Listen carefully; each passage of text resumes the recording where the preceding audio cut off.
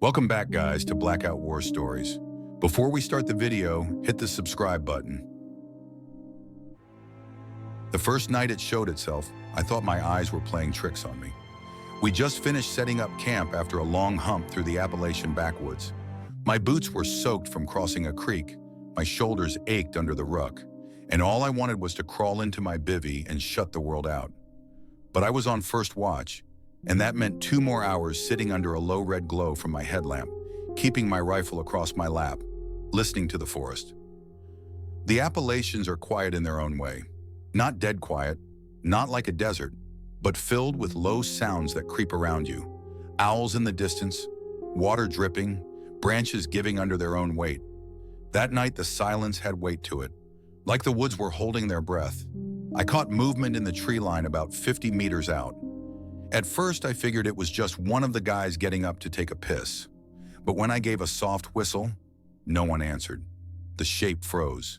Then it dropped lower, as if crouching. My gut tightened. I lifted my rifle, brought the optic up, and strained to make out what I was seeing. The NVG tubes painted the world in green grain, and in that grain stood something too tall for a man, too broad at the shoulders. The outline looked wrong, like a man on all fours but stretched, the back arched higher, head too long. I blinked, thinking maybe my goggles were flaring from the damp, but it was still there, watching. I whispered into the radio, just enough for the squad leader on the other end to stir awake. Possible movement on my side, tree line, 50 out. Static hissed back. Then his voice, groggy but alert. Copy, eyes on? Affirm, I whispered. Not sure what I'm looking at. He told me to hold position and keep watching. I did. My heart thudded against the chest rig, breath short and shallow. For a long minute, neither of us moved. Then the thing shifted. Its head turned in a way no human neck should. 2 faint glints caught in the NVG glow, like eyeshine. Every instinct screamed to flick off my safety and put rounds downrange. But I hesitated. We were on a training op, and firing in the middle of the night could end the whole mission in a cluster. I just kept the crosshairs leveled. The eyes didn't blink. Suddenly it rose to full height, a silhouette taller than any man in our platoon.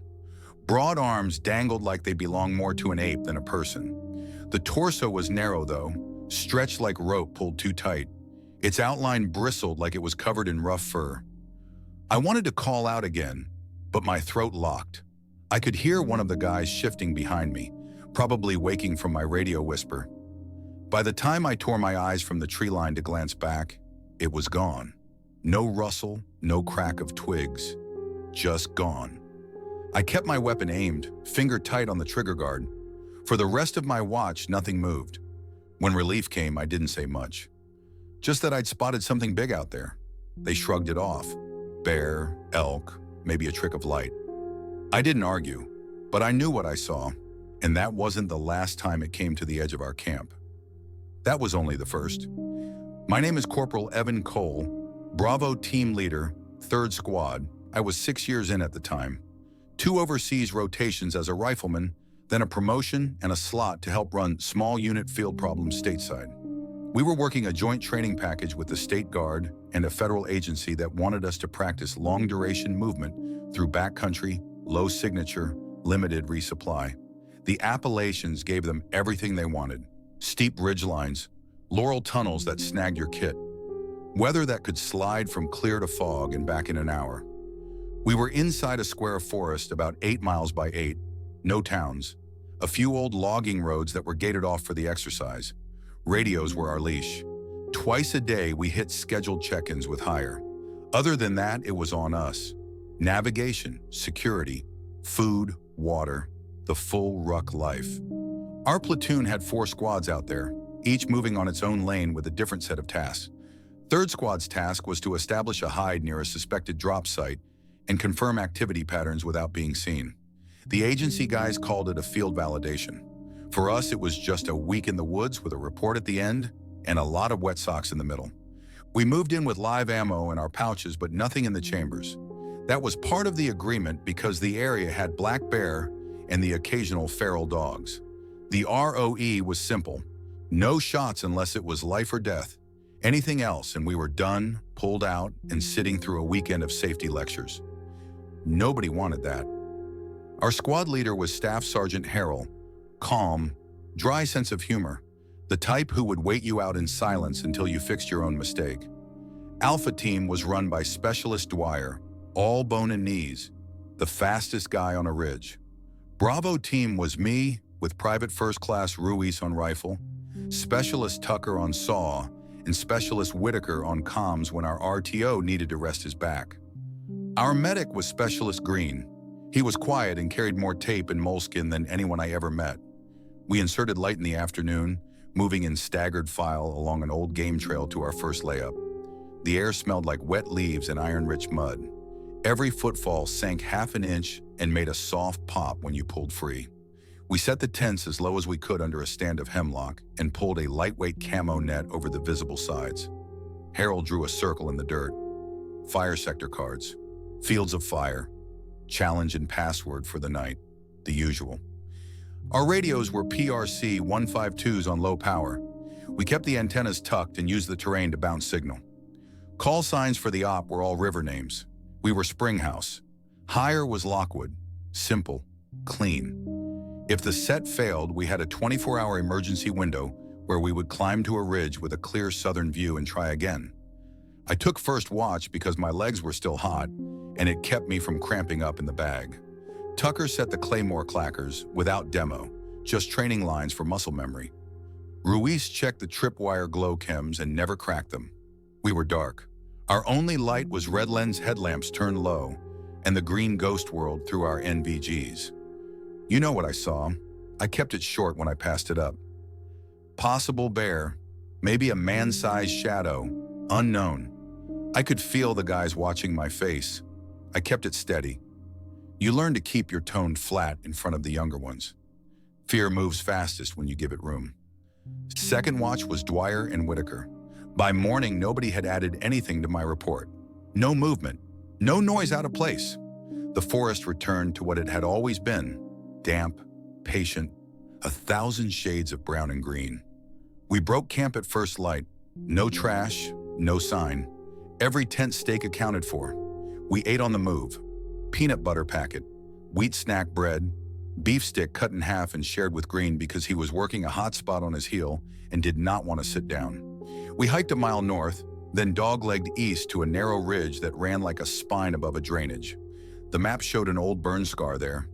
New growth would be thin and let us see without skylining. Harold set us into a hide that faced the drainage.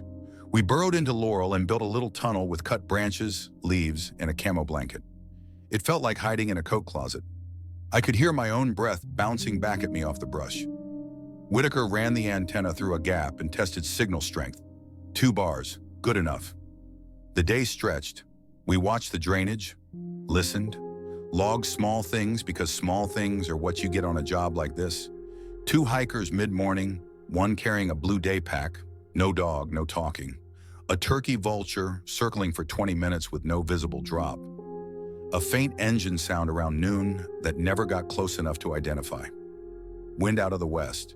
Temperature dropping after 3. We rotated out for water fills at a seep that fed into the drainage. I took Ruiz and we moved low, keeping brush between us and the open. The seep was a clear trickle that cut through moss and slick rock. We used the squeeze filters and took our time. Cold water hit the back of my throat like a slap. Ruiz was 19 and still excited by everything. He asked what I thought I saw last night. I told him bears move like they own the place. He nodded and tried to look wise. He kept glancing at the trees anyway. On the way back, I noticed boot prints that were not ours. Older. The edges softened by a recent drizzle. The tread was shallow and cheap, like something from a hardware store. No brand pattern I recognized. The stride was longer than mine, and I am not short. I marked the direction and filed it mentally. This was why we were here. We went back to the hide and sketched it for the log. Dwyer added his notes about a cut piece of baling twine on a low branch upstream. Green taped a hot spot on Tucker's heel. The day kept its slow rhythm. Eat a little, shift your weight, check your watch, scan, write a line in the book, scan again. By last light, the forest felt close again. Wind died and the air cooled just enough for the sweat on my shirt to turn clammy. The ridge carried a small sound a long way. A twig breaking half a mile off would sound like it was next door. Then nothing. Night insects started and then stopped together, like a switch. Harold pulled us back 50 meters to a night site that we had picked earlier. We settled in with the same routine. Sectors, watch order, radios on whisper. The challenge for the night was granite. The password was blue. We said them softly to each other until the words felt ordinary. I took third watch. I woke to cold in my knees and the faint smell of wood rot. My breath fogged the inside of the bivvy. I eased out and took my spot behind a fallen trunk that had been there long enough to collect a carpet of moss. The tree line was a black wall. Under NVGs, the world came back like a film developing in a dish. There was our tripwire line. There was the snag that looked like a man with his arm up. There was the gap that ran to the drainage. The memory of last night reached up like a cold hand and rested on my chest. I breathed through it and watched. I made a promise to myself to say exactly what I saw and nothing more. No story, no guesses, nothing moved. 30 minutes passed. I heard Whitaker turn in his sleep and settle. Somewhere downslope, a fox gave a thin cry, then another. The rest of the night sat and listened with me. At first light, the ridge returned to its ordinary bones. We brewed instant coffee by warming canteen cups in a little pocket stove and kept the flame low under a poncho to hide the glow. The taste was bitter and perfect. We checked gear again, because that is what you do. I ran my fingers down the sling of my rifle and felt grit in the webbing. I brushed it off and looked up at the stand of trees where I had stared the night before. I told myself that this place had a way of getting inside your head if you gave it room. The woods reward patience. They also feed worry. I tightened a strap on my ruck and got ready to move to our next observation point. Somewhere out there was a set of prints that did not belong to us. That was the job. Find the pattern, log the truth, keep the squad steady. I thought about those eyes. Then I set the thought aside and led Bravo team out along the ridge. The next 3 days were repetition carved into muscle. Move, observe, log, shift. The rhythm of a field problem can dull you if you let it. Same chow, same pack weight, same damp socks that never quite dry. It all blends into one long day. But under the surface, little things start stacking. We rotated hides every 24 hours. Harold wanted us unpredictable. One night in thick laurel, the next tucked under a rock ledge where we could see down a gully. Another under a stand of pines so tall it felt like being at the bottom of a cathedral. Each site had its advantages and its price. Pine needles muffled sound but carried scent. Laurels concealed you but trapped heat and breath. Rocks gave you sight lines but turned your back into knots. Routine became our shield. Every morning we checked feet, green-taped hot spots, cut moleskin, rubbed powder into socks. We filtered water in silence, trading canteens without a word. We boiled the same coffee, ate the same MRE guts, checked optics, checked radios, logged weather, animal activity, any sign of human presence. That was the pattern. The agency wanted data, and we fed them data. But things started slipping at the edges. On the second morning, Ruiz swore his spare socks were gone. He tore through his ruck twice. I told him he probably miscounted, but he shook his head hard. I packed 8 pairs, Corporal. I had 6 left. Now I got 5. He looked spooked like it wasn't about socks at all. I told him to calm down and split a pair from my own bag. Little things disappear in the field. Wind takes them. Branches snag them. I tried to believe that. That night, during my watch, I heard breathing. Not behind me, not from the squad. Out in the dark. Slow, heavy, measured. It would come for 10 or 15 seconds, then stop, then start again closer or further away. I thought it was a deer bedding down, until it exhaled through something too big, too wet. I aimed in, finger hovering above the trigger guard, and whispered the challenge word under my breath. Nothing answered. The sound went away on its own. I didn't write it in the log. Maybe that was a mistake. Day 3, Whitaker cursed under his breath and started pulling gear out of his pack. His spare radio battery was gone. We triple-checked every pouch. Nothing. Harold wrote it off as a packing mistake, but I saw his jaw tighten. He ordered a count of all sensitive items: weapons, optics, radios, demo, medical, all accounted for. Just the battery missing, just socks missing, just little things.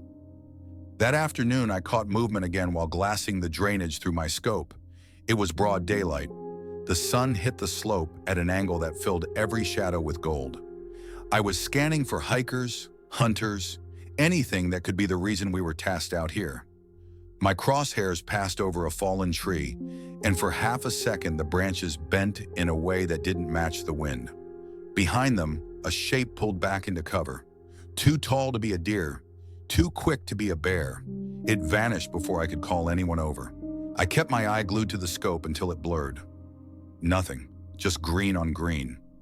I swallowed the urge to shout. When I finally lowered the rifle, Ruiz was watching me. He didn't ask.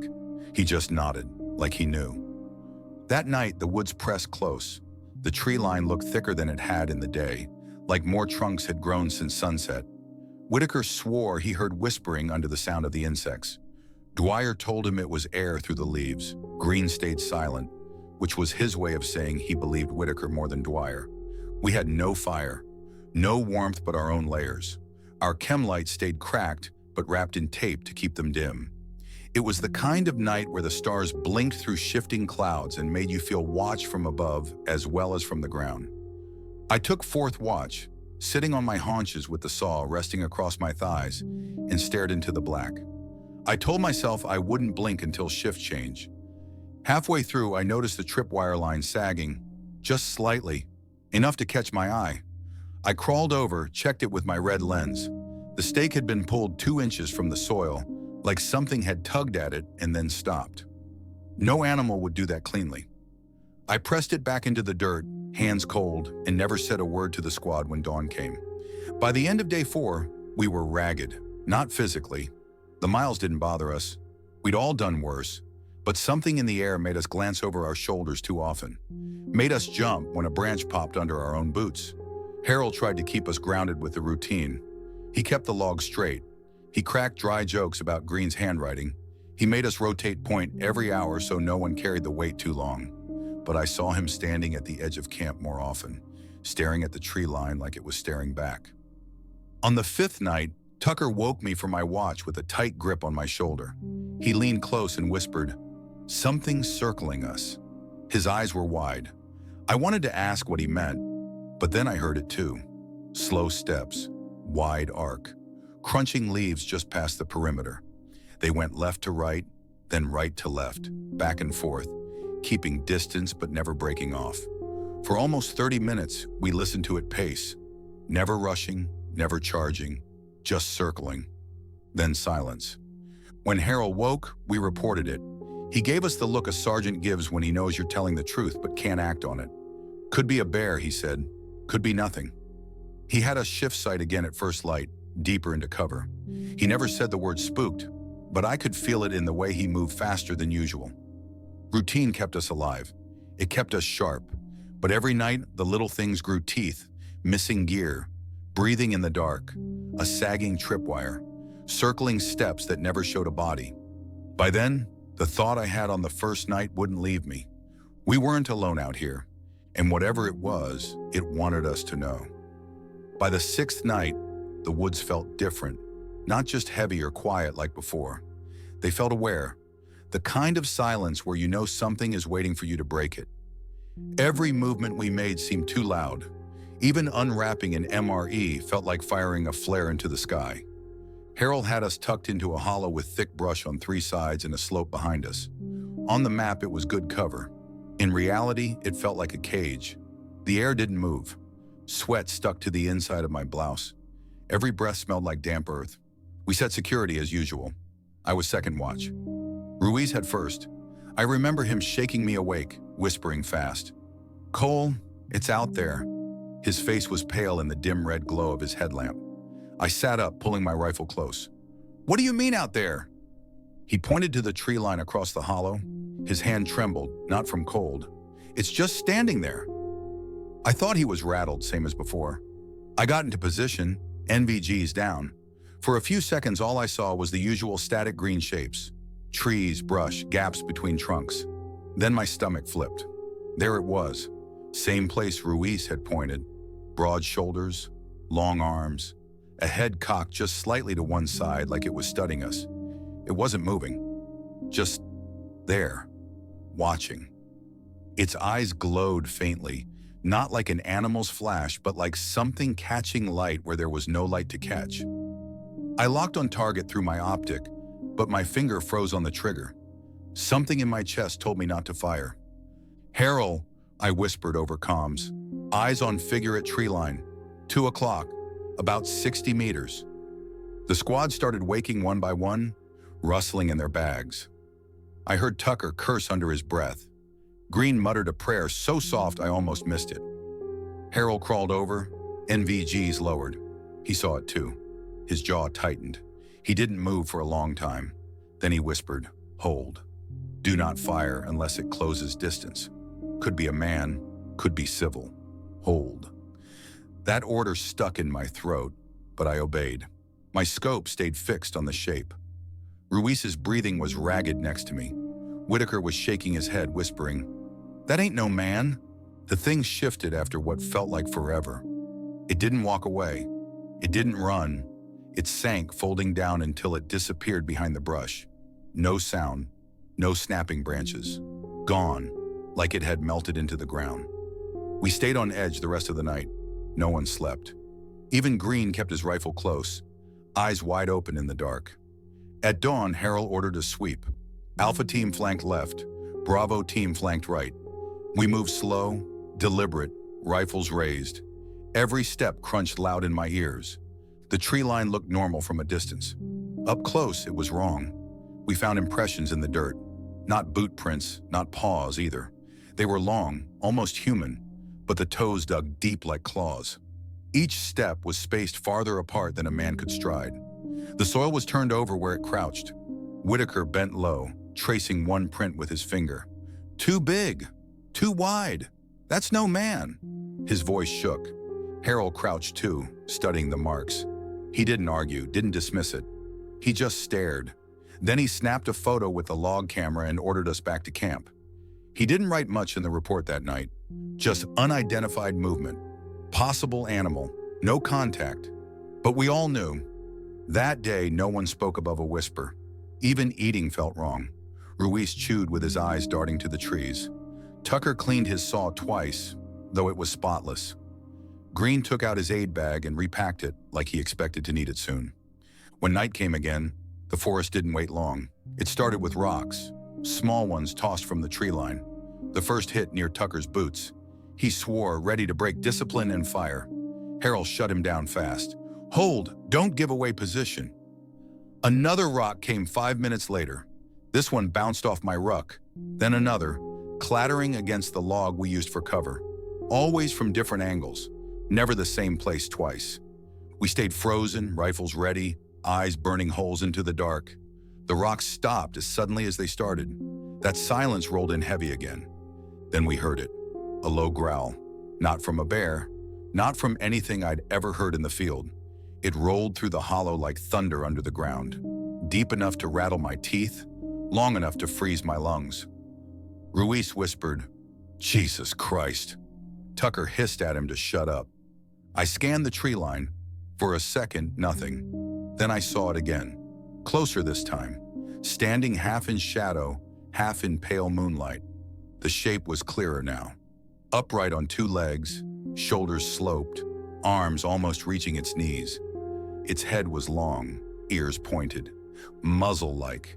A damn wolf's head on a body too close to human. The glow in its eyes locked onto me. I swear to God it knew exactly where I was. I steadied my rifle, sweat dripping into my eyes. Harold's voice cut through the radio. "Do not fire unless it advances." My whole body screamed against that order. The thing stood there, chest rising and falling slow like it wasn't afraid of us at all. Then with a speed I can't put into words, it turned and bolted. Not like a man, not like an animal. Both.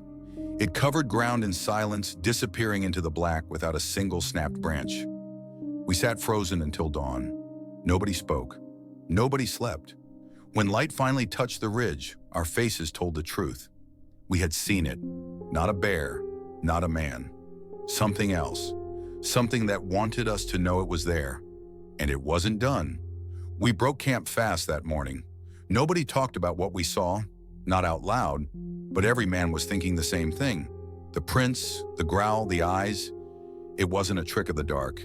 It was real, and it was still out there. Harold kept us moving east toward a ridge that overlooked the drainage basin. His voice was flat, professional, like nothing had changed. But the pace was harder than usual. He wanted distance between us and whatever had circled us. We humped in a spread formation, rifles up, eyes everywhere. Ruiz kept scanning behind us every 10 steps. Tucker muttered under his breath, cursing at roots and rocks that caught his boots. Green stayed silent, watching the tree line with the same blank focus he used when a casualty was circling the drain. By midday, we reached the ridge. The overlook gave us good sight lines but left our backs open. No cover but low brush. Harold debated it, then set us in anyway. His logic was simple. If it wanted to watch, we'd watch it back. We built a tight hide, digging elbows into dirt, weaving branches over our rucks. Whitaker logged every detail. Cloud cover, wind direction, nothing in the valley below. But none of us cared about the valley anymore. Our eyes stayed on the woods behind us. The first sign came at 1400. A smell rolled in, thick and sour, like wet dog mixed with rot. It cut through everything. The damp earth, the pine needles, even the sharp tang of gun oil. Tucker gagged, pulling his shirt up over his nose. Ruiz whispered, "That's it. That's the thing." We stayed put, rifles up. Nothing moved. The smell faded after 20 minutes, leaving us rattled and sweating. That night, we tried to rest in shifts, but nobody really slept. I dozed for 20 minutes, waking with my heart hammering, convinced something was crouched over me. Green sat upright the whole night, legs crossed, rifle across his lap, eyes wide. When I asked if he was good, he just shook his head and said, "It's out there." Day 7, we found more prints, this time in the mud of a creek bed where we filled canteens. Longer than my forearm, deep enough to hold water. 3 toes, claws etched like knives. Whatever left them was heavy. Dwyer muttered, "That's not natural." Whitaker snapped at him to shut it. Harold just took another photo and ordered us back uphill. But I saw the way his hands tightened on his rifle. By afternoon, the squad was unraveling. Ruiz swore he saw it shadowing us 2 ridgelines back. Said he caught a flash of gray fur moving parallel to our path. No one else saw it, but his fear spread fast. Tucker started yelling at him to stop talking, that he was making it worse. Ruiz snapped back, voice cracking, saying he knew what he saw. Harold had to step in, low and calm, reminding them both we still had a mission. But the damage was done.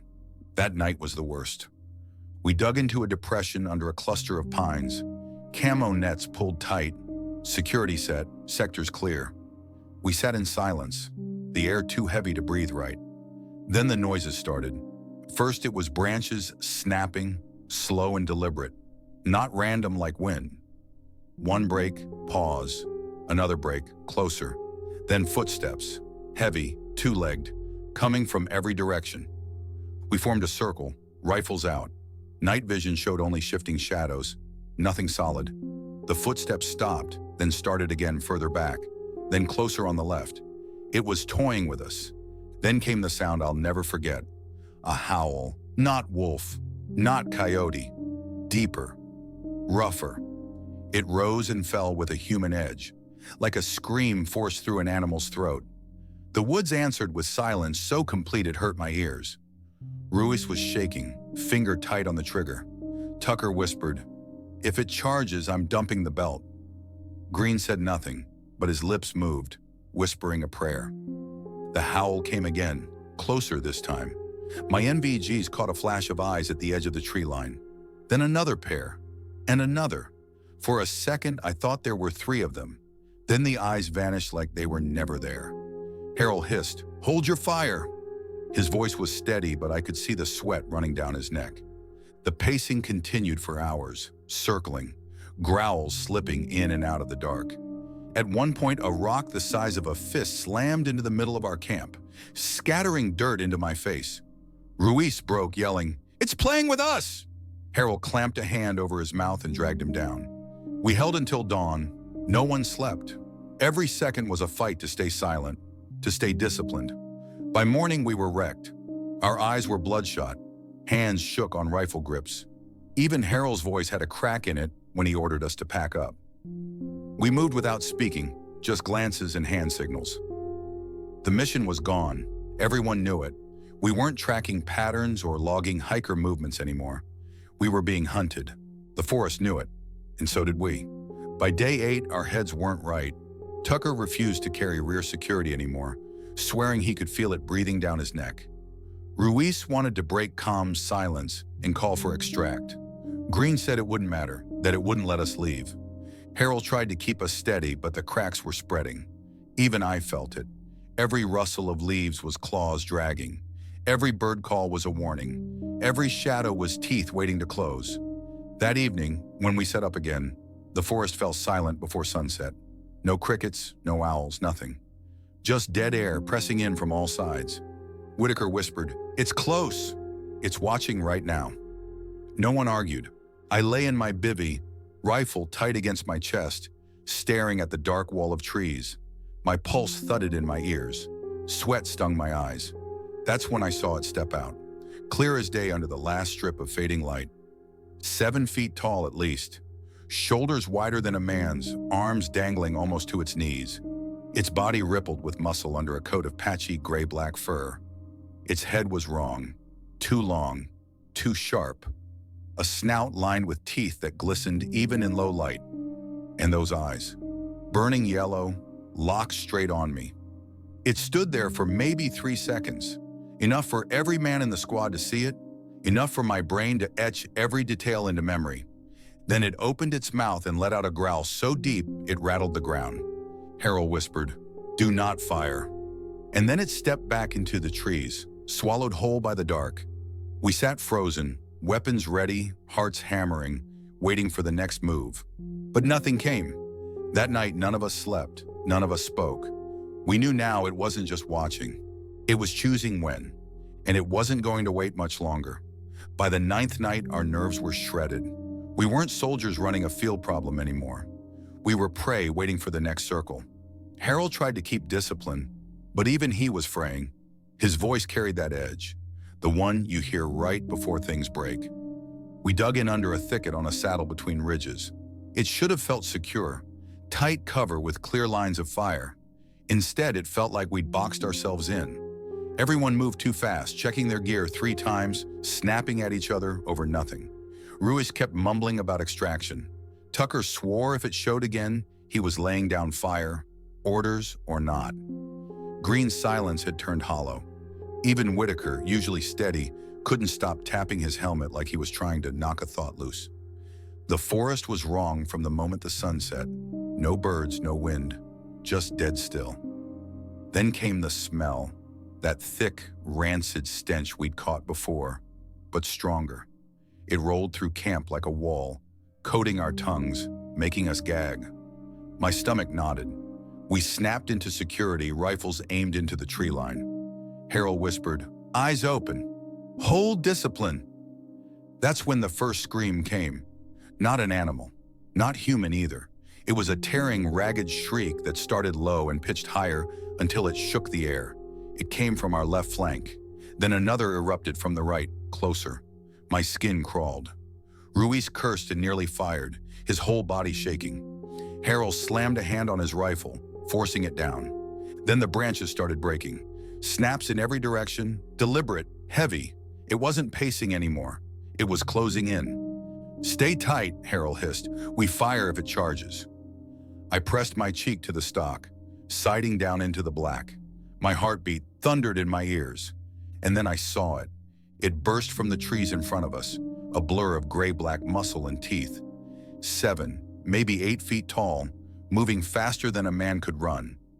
Its eyes locked on us, glowing yellow, its mouth open in a snarl that showed every jagged tooth. "Contact front," I shouted, and everything exploded. Muzzle flashes lit the dark.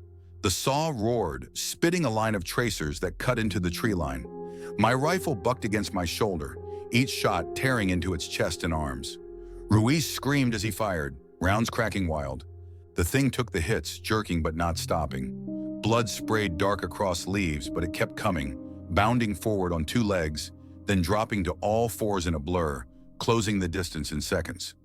"Shift left! Shift left!" Harold yelled. The squad wheeled fire, but it was too fast. It crashed into Tucker first, swatting the SAW aside like a toy. The impact sent him flying into a tree, his scream cut off in a thud. Ruiz panicked, firing point blank. The thing lunged, claws ripping across his chest. The sound was wet and final. Ruiz dropped, gasping, blood pumping between his fingers.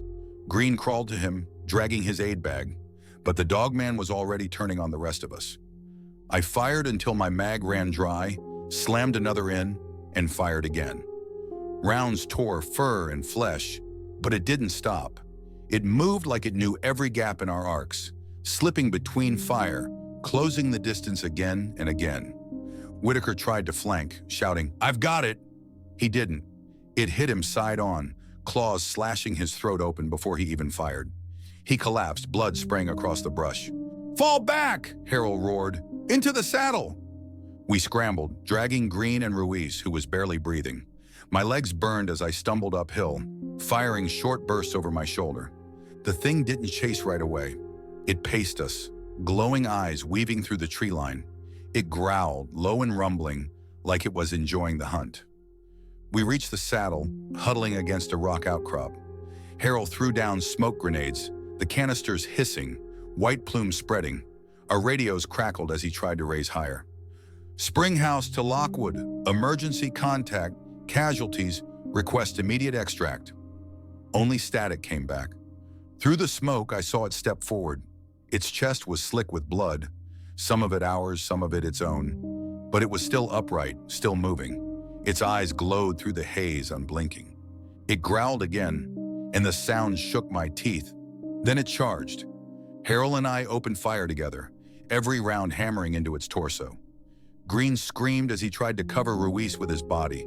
The Dogman slammed into our line like a freight train. I saw claws flash, teeth snap. Harold went down under it, his rifle clattering into the dirt. His scream cut short in a wet gurgle. I fired point blank, emptying my mag into its side. Blood sprayed across my face. The thing howled, a deafening roar that rattled the ground. For the first time, it staggered, dropping to one knee. I thought maybe we'd killed it. Then it lifted its head, eyes still burning, and snapped its jaws. Green shoved me back, yelling, "Run!" His rifle cracked once, twice. The Dogman tore into him, claws sinking deep, dragging him to the ground. His screams echoed through the smoke. I stumbled to my feet, heart hammering, lungs burning. Ruiz lay still, eyes wide and empty. Whitaker and Tucker were gone. Harold's body was under the thing. Green's screams were fading. I was the last one. I turned and ran. Branches whipped my face. Roots caught my boots. But I kept going, rifle bouncing against my chest. Behind me, the howls tore through the night, closer every second. I don't know how long I ran. Minutes, hours. The smoke and blood and screams blurred together until my legs gave out and I dropped against a tree. My chest heaved, vision swimming. The forest was silent again, too silent. Then I heard it, breathing, heavy, slow, right behind me. I raised my rifle, but my hands were shaking, mag empty, chamber dry. I pulled the bolt anyway, heart ready to burst, and turned. The Dogman stood 10 feet away, lit by pale moonlight. Blood dripped from its claws. Its chest rose and fell slow, deliberate. Its eyes locked on mine. And then, without a sound, it stepped back into the trees and vanished, leaving me alive, for now. I don't remember how long I sat there against that tree, staring into the black where it vanished. My hands wouldn't stop shaking. My rifle was dead weight. My ears rang from the gunfire. But under it, I swore I could still hear Green screaming. When the sky finally grayed with dawn, I forced myself to move. Every step felt like a mile. My body ran on fumes, driven by something raw and animal. Fear, survival, maybe both. I headed downhill, hoping I'd catch a creek or road. Anything that meant people. I avoided the hollow where we'd fought. I couldn't look at what was left of my squad. Even from a distance, the smell hit me. Blood. Burned powder. Something else, sour and wet, like that thing's stench ground into the soil. I turned my face and kept moving. By late morning, I hit a dirt road. My boots left smeared prints in the dust. I dropped to my knees, chest heaving, then forced myself up again. Radios were dead, batteries drained. I shouted once, a hoarse, broken sound that tore my throat. No answer. Hours later, I stumbled out onto the logging road where we'd been inserted.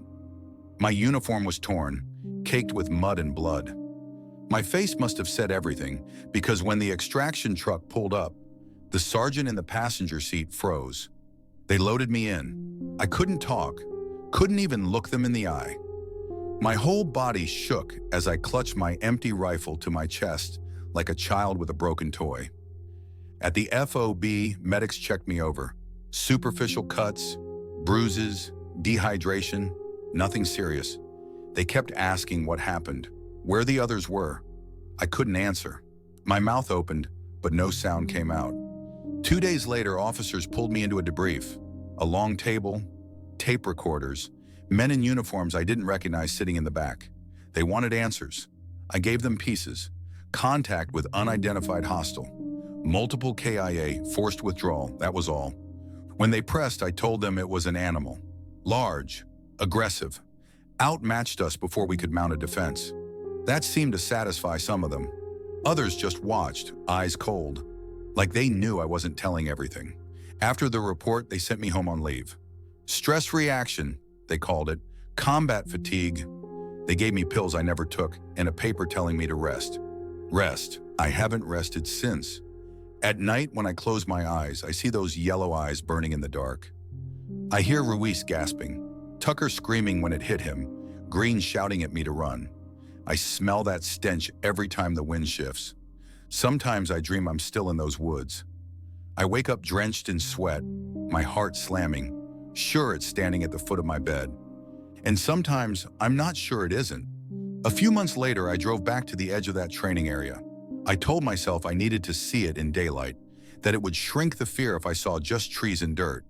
But when I stepped out of the truck, the forest greeted me with silence. The same silence that settled before it came. I didn't go in. Couldn't. I stood there on the roadside until my hands started to shake, and then I turned back. I never told the full story in uniform. I'm telling it now because keeping it in has eaten at me worse than speaking it ever could. People like to think monsters are myths, campfire stories. I used to believe that too, but I know better. I saw one. It tore through trained soldiers like paper, and it let me go. That's the part that keeps me up. Why? Why me? I don't know if it was a warning or if it marked me for something else. All I know is this: it watched us from the tree line first.